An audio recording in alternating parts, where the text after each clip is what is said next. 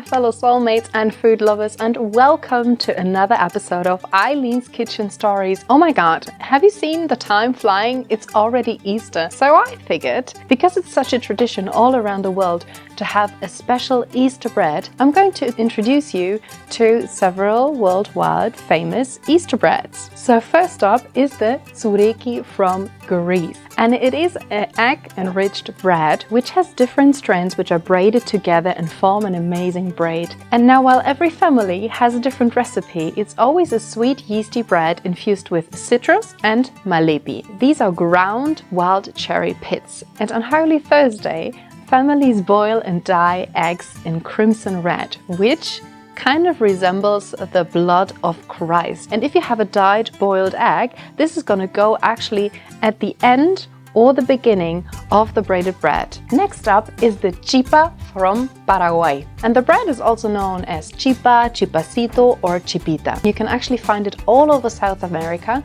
It's just very popular in Paraguay. The chipa, which is a cheesy bread or roll, is traditionally associated with Easter and is eaten for breakfast. These rolls have a very dense and chewy texture because of the use of cassava or manioc, which is typically a yucca flour. The chipa is a very festive food, and you can actually find it in every major religious festivity. So next up is Coolidge, which is very traditional and famous in the Orthodox Christian countries such as Russia, for example. It is a tall, yeasty muffin or bread, and also sweet. It has a nice icing on top which is dripping on the sides. It is mostly decorated with sprinkles, with flowers, and also has an X and a B on top. This means Christ is risen. We are not allowed to eat it before it is blessed by a priest. Now let's talk about the Capirotada from Mexico. It is actually not a proper bread, very similar to a bread pudding, and it has some sprinkles on top. It comes with amazing nuts and dried fruits, and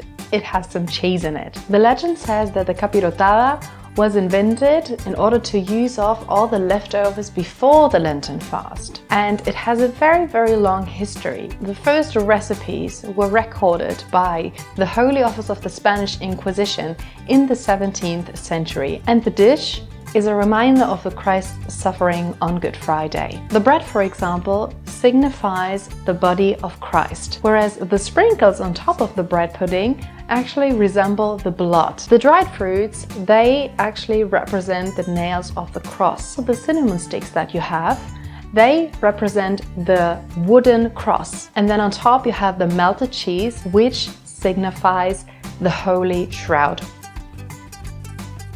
The Bun and Cheese from Jamaica. These buns are made with spices, with dried fruits as well, and it's very common to just slice them open and serve a nice piece of cheddar in between. So when the Europeans brought Christianity to Jamaica in the 17th century, it slowly became observed by the Jamaican people. Over the years, the Jamaican people kind of made Easter their own, and dishes like bun and cheese arose. And another famous bread-like cake is the colomba pasquale or colomba di Pasqua, stuffed with candied citrus, with dried fruits, and it is from Italy. The top is normally scattered with almonds or with a very coarse sugar. It is called colomba because this is what the Italian word for dove is like, so it has the shape of a dove. So the dove actually symbolizes the bird that flew back to Noah with an olive branch in its beak. A Milanese baker, which name was Angelo Motto, he wanted to make another famous cake just like the panettone from Christmas, so that's why he invented the dove.